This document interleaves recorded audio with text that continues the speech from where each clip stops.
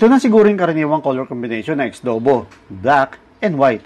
At paminsan-minsan makikita natin na iba yung kulay dito sa kanyang model number at sa kanyang special key features. At makikita na rin natin dito yung kanyang speaker power at yung kanyang Bluetooth version na 5.0. May pagka-wax finish pa rin itong packaging.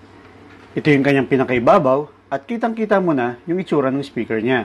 Nasa harap yung kanyang main key features, meron itong IPX5 waterproof rating, Bluetooth version na 5.0, 12 hours playtime, TWS functionality, 80 watts na speaker power, at kung saan kilala ang Xdobo, deep bass, power bank support, meron 3 equalizer setting, at sound atom na titingnan natin sa user's manual kung ano man ito. At dito sa likod, yung hindi na nawawala sa box nila, deep bass soul leader. Okay, i-unbox na natin to.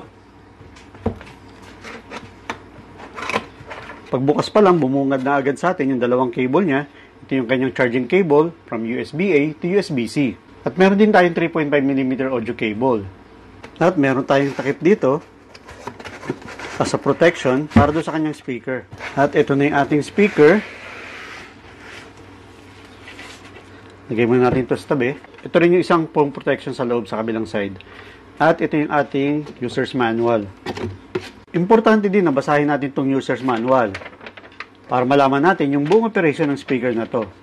Pero dito silipin ko lang yung setting ng kanyang equalizer.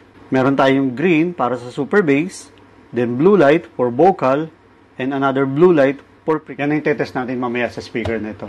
Okay, ito yung kanyang speaker. At para makita nyo na rin yung ibang variant, napili ko itong red. Actually, may pagkamaroon pa nga at quality yung ginamit dito na fabric cover. Dito sa harap, wala siyang aesthetic, pero sa loob nito nakaposisyon yung mga speakers. This is a stereo 2.1 speaker, meaning ang side nito is left channel, at syempre, right channel dito sa kabila. Subwoofer na 40 watts ang nasa gitna, at sa magkabilaan is tig 20 watts na full frequency speakers. At may combination siya na passive radiator sa likod. Dito sa ibabaw, makikita natin yung kanyang branding. But unlike X8 Max, naka-mold. Dito naka-print lang. Meron din itong 7 buttons. Pero napansin ko, wala itong microphone. Sa 8XII at sa 8X Max, meron Kung may idea kayo guys, please comment. Nandito rin sa likod ang mga ports at kumpleto. Meron itong 3.5mm auxiliary input, SD card slot, USB-A na pwede rin mag-play dito ng mga MP3 files, at power bank supported na rin. At saka, komportable ako dito na nasa taas ang ports. Compare again to X8 Max na nasa baba. Okay, power on na rin natin siya at pakinggan na rin natin yung kanyang sound notification. So okay, meron tayo dito ng blue light indicator na nagbi-blink at nag-iintay ng kanyang Bluetooth connection. Try na rin natin i-connect dito sa ating device. Ito yung kanyang Bluetooth ID na kumpleto at madali ma-recognize, Xdobo 8X Plus. Okay, now we're connected at mag-sound test tayo.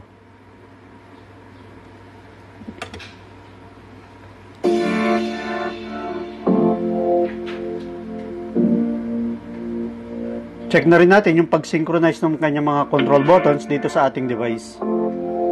Volume up.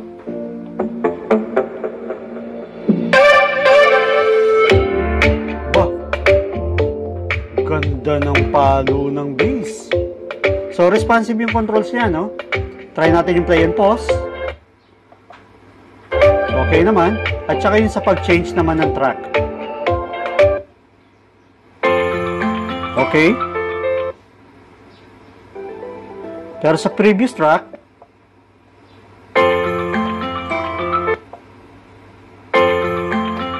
again.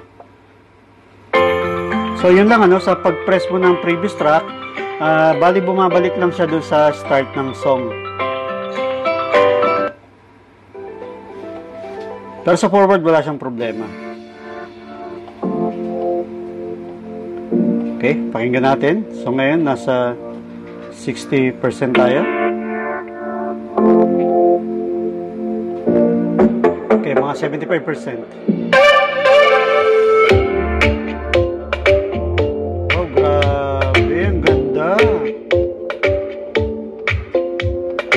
Okay, this time, try din naman natin yung sound notification pagka ginagamit natin yung mga media device natin dito, no? Katulad nitong SD card.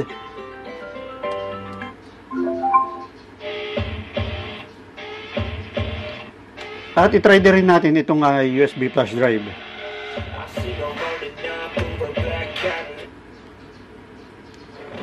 Okay, parehas yan is supported up to 32 GB. At try na rin natin itong ating 3.5 audio jack, pero tanggalin mo natin na ito, no, dahil medyo makapal siya. Mataba kasi masyado itong ating USB flash drive. So ito yung sound notification pagka isinaksak natin to. So ganun lang. And then change tayo ng mode. So via Bluetooth, and then play lang natin dito. Play and pause, and then play again. Change ng track. And then change natin doon sa ating SD card.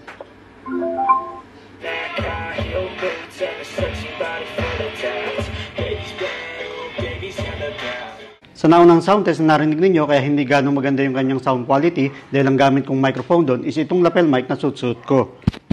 Pero this time, gagamit naman tayo nitong ambient microphone. Sound check.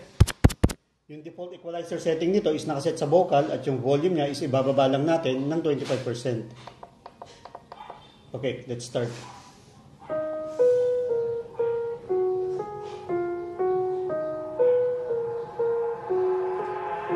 I've got an itch I can't scratch, I'm missing a piece that completes a whole part of me, an open wound scar to see. Everybody come here, gather round, welcome to the freak show, the best in town. What the heck is wrong with me? I don't get along with anybody, honestly.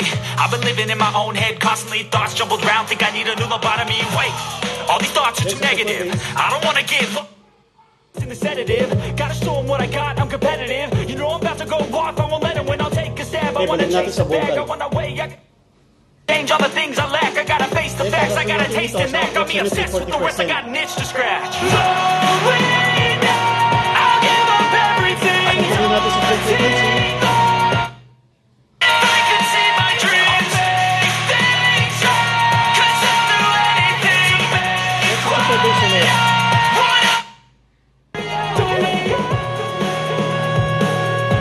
Yung super bass nyo, ngayon tatas ko ngayon sa 50%.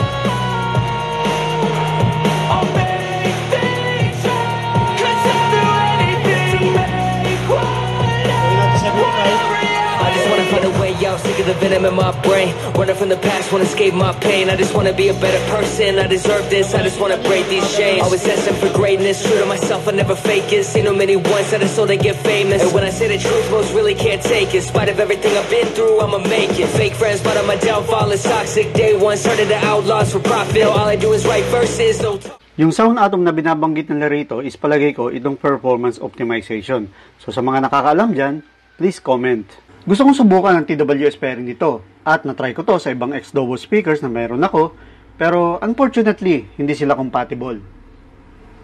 Overall, in terms of price na 2,800 or kahit pa 3,000 pesos yan, napakasulit, hindi sayang pera mo rito. Maganda ang sound quality, super crisp and clear, at napakalakas, lalo pang bahay. Okay din naman pang outdoor, pero habang lumalayo ka na, lumalayo rin yung bass. Pero sold pa rin naman sa vocal with high instruments. Okay din sa lahat ng genre ng music dahil meron kang option to change the equalizer setting. Merong super bass, vocal, and full frequency. And disclaimer po, walang nag-dictate kung ano man ang naging review ko tungkol sa speaker nito. Tulad ng nasabi ko, galing sa sarili kong bulsa ang pinambili dito at sana po suportahan nyo ako dito sa aking channel. Please like and subscribe para marami pa tayong review na ganito magagandang speakers.